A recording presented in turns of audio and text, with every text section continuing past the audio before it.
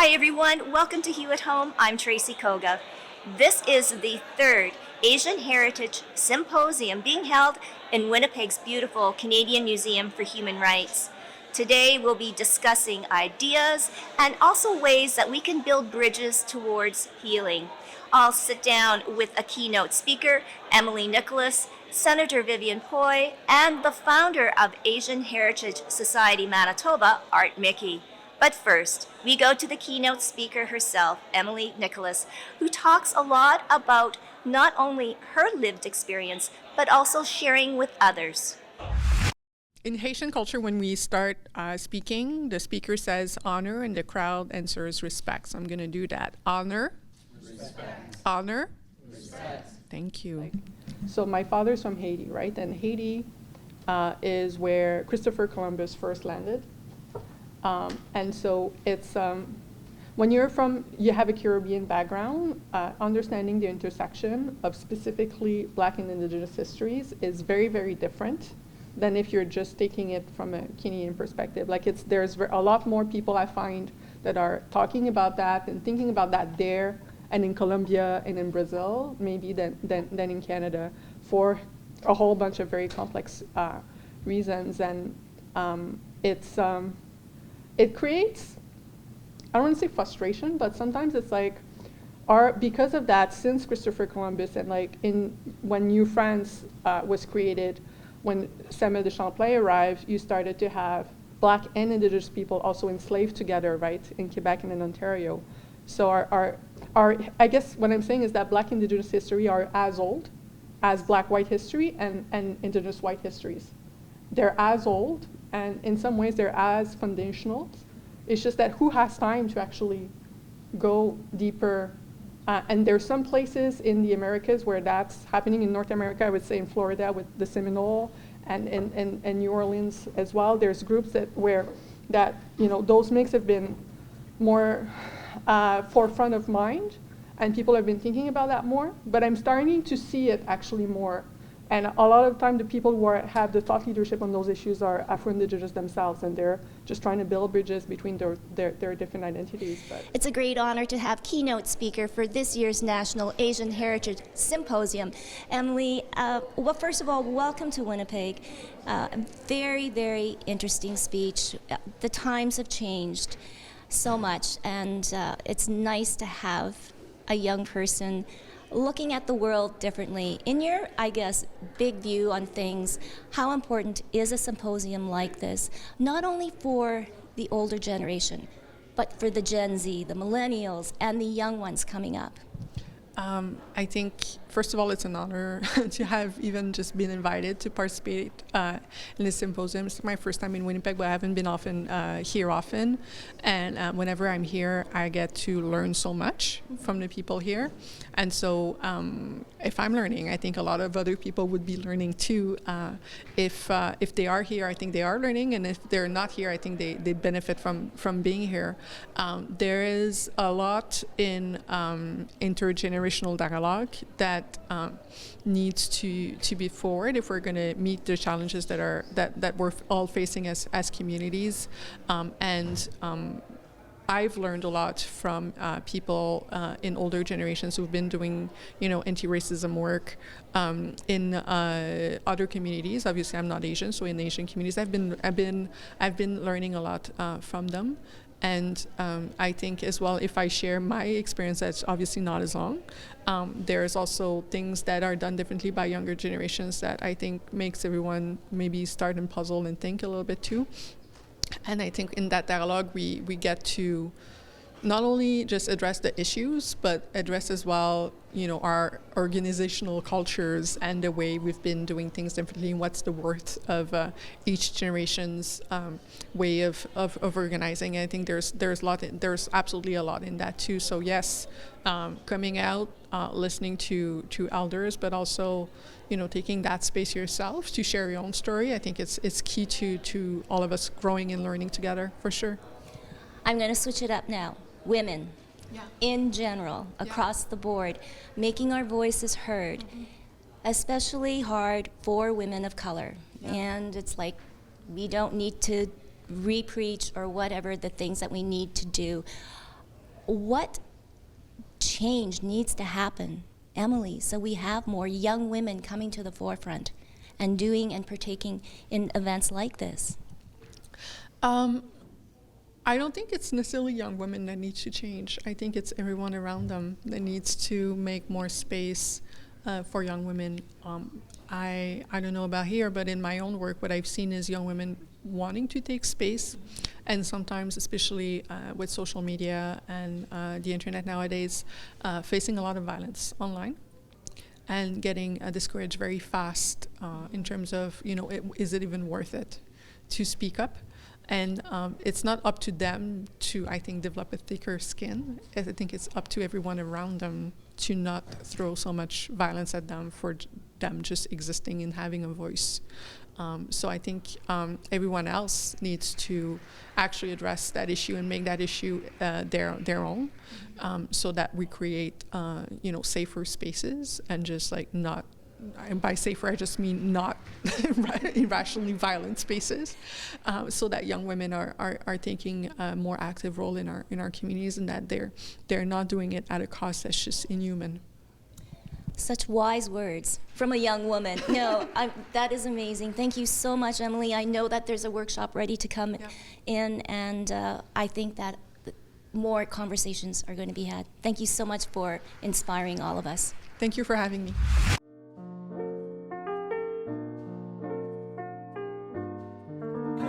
What's up? Ooh, say what, say what, say what? Girl, you know what's up? Ooh, say what, say what, say what? So tell me what's up? I'm begging you, I'm begging you.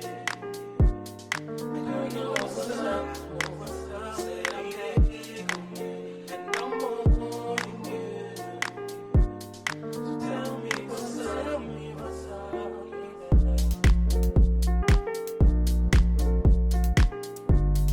Girl, you know what's up? Ooh, say what, say what, say what? Girl, you know what's up?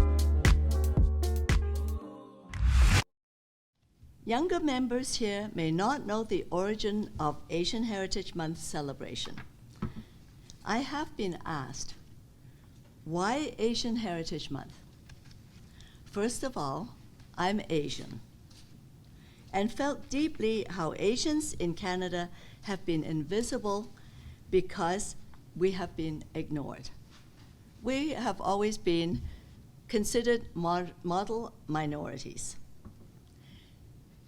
Many Canadians also think Asians mean East Asian. No, not at all. Being the largest continent in the world means that we're very diverse in ethnicity, culture, cuisine, and the way we look, as I can see many of us today. Many of you here are Asian Heritage Month representatives, and you know that the month of May gives us a chance to showcase who we are. We, or our forefathers, came from somewhere in Asia, but we are Canadians. And I would like to include First Nations, because originally First Nations also came from Asia. There's a lot of talent among us, and May is a perfect month to showcase our strength. In 2001, when I tabled the motion in the Senate to declare May as Asian Heritage Month in Canada, I was asked by one senator from the Maritimes, who also tabled a motion to declare Acadian Day, why I asked for a month, and he only asked for a day. And my answer was, there are many of us. And now today, there are even more of us. It is an honor and a privilege, and I'm sure you've heard this so much in your life, Senator, but really, truly, Senator Vivienne Poy, what you've brought to our community, to my generation, and what I pass down to my children is so amazing and so rewarding. So I know that this event makes you feel proud. But when you take a look back, Vivienne, and all of the things that you've encountered, the struggles, the hardships, but also the successes, are we making progress? We are making progress, however, not enough. Yes. Because when the Asian Hate really surfaced, I was very disappointed. I just feel we're making many steps backwards, and we have to work a lot harder. History tends to repeat itself, as we have seen. Vivienne, what can we do now? I mean, do we put blinders on, or do we just kind of forge ahead and try to make a better place? We forge ahead. We have to. And as I said earlier this morning, we have to insist to everyone in Canada that we're Canadians. Doesn't matter what we look like. So we have rights here. And what is very, very important, build bridges and have allies. But as was mentioned this morning as well, we don't just ally with visible minorities. We ally with the mainstream, with the white community. Extremely, extremely important. That is how I get a lot of things done.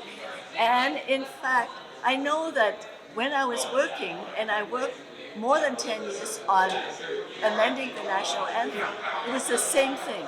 I allied with white Canadians. And who finally got it completed, got it done? It was Senator Nancy Ruth who took it over from me, and then it was Francis Rankin who put it through the last vote, that now we sing the national anthem in All of Us Command. So it takes 3 women to get it done, totally from 3 different political parties. Oh, amazing. I think that, if anything, we can all take a page out of your notebook on being all-inclusive. And like you Yes. said, your allies are everybody. Yes. Regardless of their color or their culture or their beliefs. Yes. Now let's talk about women in politics. Yes. Where do women of color fit in? Because we still are very underrepresented. Well, you have to put your vote, put your names in, and run. That is the absolute basic. If you don't put your name up, if you don't go knocking on doors, you're never going to get there. And it's very, very important. Be visible and speak up. And is that your recommendation for maybe a future senator out there? Oh, absolutely. But you know what? The whole system has changed now. You apply to go in the Senate. Oh, Yes, it's application. You're no longer appointed. amazing. Yes, and so I have a lot of friends who've done that. Some are successful, some not so successful, but you apply for the job. And finally, Vivienne, where do you see an event like this growing? Or hopefully maybe we won't have to have an event like this. Hopefully, eventually we won't, but in the meantime, when you have an event like this, invite the white community. They should be at least 50% at least of this meeting, of this symposium. You are right. I don't Education. see them, very few. No. They need to be there. They need to hear what everybody has to say. You are And so that right. would really make a difference. Well, we will work on that for next year. Thank you so much for being here. It's made this event so special. Thank you so much for inviting me. Otherwise, I wouldn't know about it.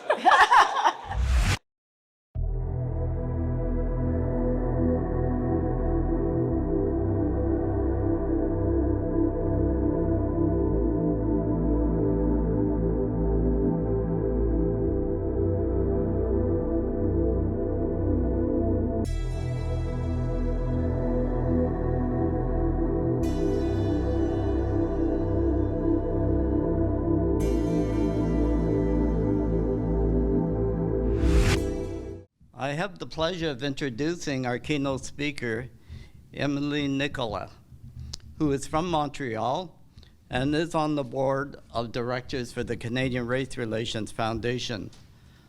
Just a little background, the foundation was established during the Japanese-Canadian redress settlement. It was part of the settlement. And we're glad to see that today it's flourishing, and they've been very active. I first met Emilie 4 or 5 years ago, Emilie, when I was the representative for the National Association of Japanese Canadians on the board. And I was impressed by her interest and activism and racial equality, and happy to see a younger person on the board. Often boards are made up of people who are a little bit older, and it was good to have a fresh voice.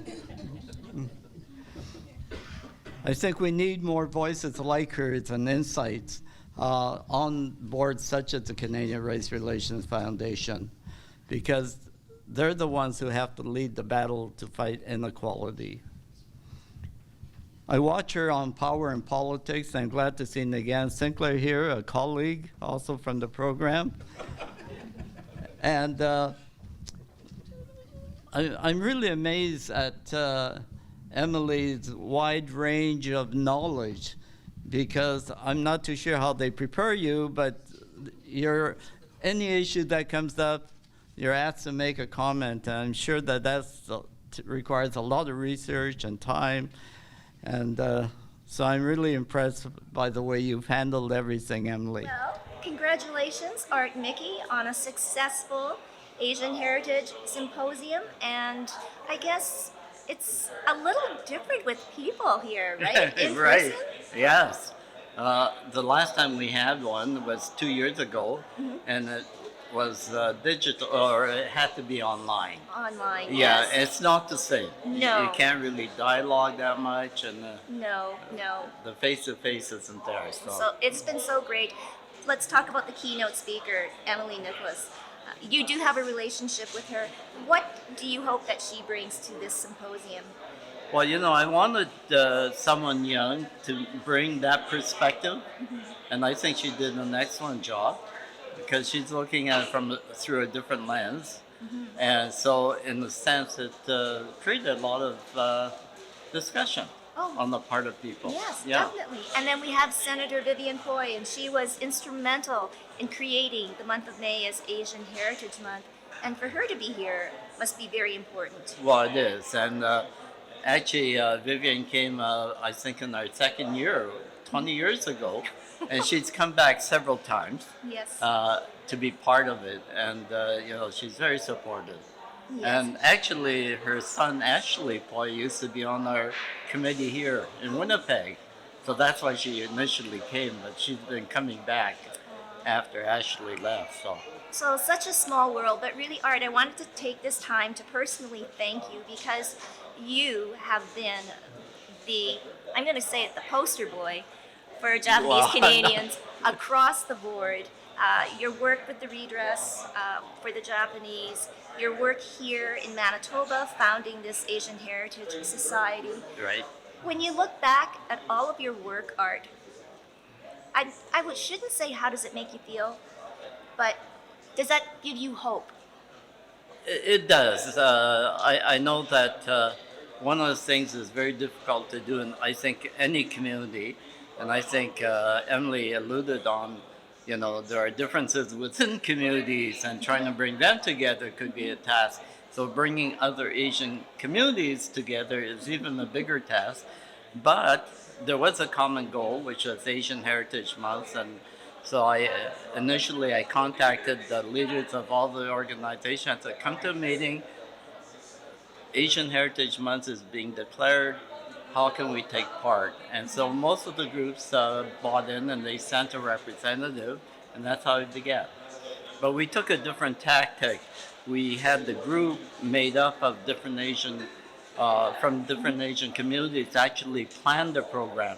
Whereas in some of the centers, they ask different groups to make their own program, right? So we work collectively, which I think is a lot stronger. So And it's been successful. Yes. Yeah. So where do you feel this event, these symposiums, I guess what is your real goal that you want to achieve Well, the one thing is that although we have all these groups across the country who are doing Asian Heritage Month, we're pretty fragmented. We don't know what each one is doing. There are likely common problems, and so getting them together to talk about these common problems is one of the goals. And I think, we'll be able to do that on the weekends. So.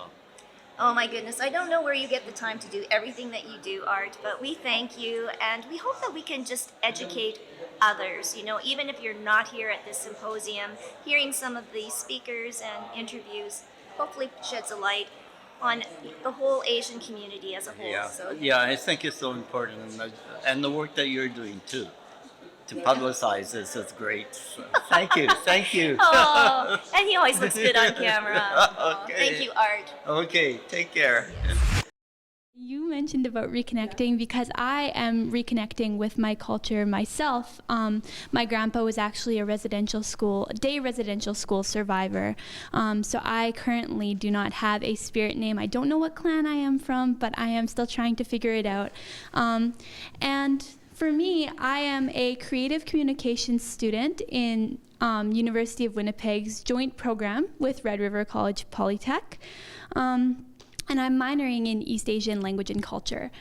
So I have been discovering not only my own culture as a mixed Indigenous woman, but also I really enjoy East Asian language and culture.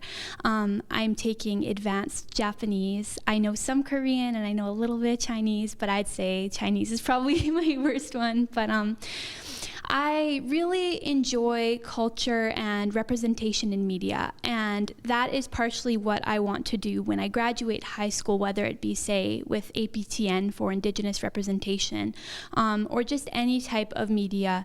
I think representation is really important because it shows you that you have the potential to exist in just space. If you don't see yourself in media, then you can kind of feel isolated. Once again, welcome back to Hue at Home, and I have an up-and-coming star, and I say that honestly. I'm going to call her Jessie, but you have a beautiful name, Jacinta, and the last name? Halagowski. Yes. Now, okay, a mixture of a lot of cultures. Yes. So let's start with Jessie. Who are you? Alright, so I guess I could introduce myself in my family's Indigenous language, Anin, Puju, Jacinta Indishnakas, Anishinaabe Kwetnin, Gagakwe, Kejawang Dunji. So, hello, my name is Jacinta. I also go by Jessie. I am an Indigenous Anishinaabe woman. My family is from Ebb and Flow First Nation, but I was born in Winnipeg. I am Indigenous on my mom's side and Polish and Ukrainian on my dad's side. And along with being Indigenous, I really enjoy studying East Asian language and culture. So I am currently studying creative communications at University of Winnipeg, joined with Red River College, Polytech, and I'm minoring in East Asian language and culture. So, okay, needless to say, the young future is bright. Thank For you, Jessie, be part of this, and we're going to talk about it because you did an impromptu panelist step in, and you were marvelous. What does this event mean specifically to you to be involved with? I think this event is so important because even though it's the East Asian Heritage Symposium, or not East Asian, just Asian, my bad, but it includes a bunch of different perspectives from various cultures, and I think that is extremely important. In the panel, we were talking about the importance of representation. If voices are not showcased and heard, then how do those people who are a part of the BIPOC community, various different communities, how do those people know that their voices are important, that they matter, that they're significant? If you don't have those perspectives, then you essentially erase those people. You erase their culture. So that's why an event like this is so important, especially to me, because I'm so interested in culture. You can learn so much from other cultures and other people's stories, experiences, simply by talking to them, like we're doing right now. I think that is such a monumental thing, to just have everyone's voices be heard. And I think that's a part of learning about yourself and a part of learning about others. There is no saying, without saying it goes, that you are a proponent of the future. So, Jesse, young people like yourselves, how much does culture weigh in? The way you look, or, what you believe in, everything like that. 100% it weighs in every area, I would say, of my life.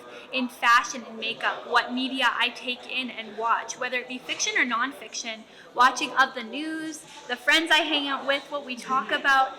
I like to say that when you look at someone and you look at just how they look from the outside before even talking to them, based on, say, like if they're wearing like cultural items of clothing or just on how they style themselves, it tells a lot about the person and what they are interested in.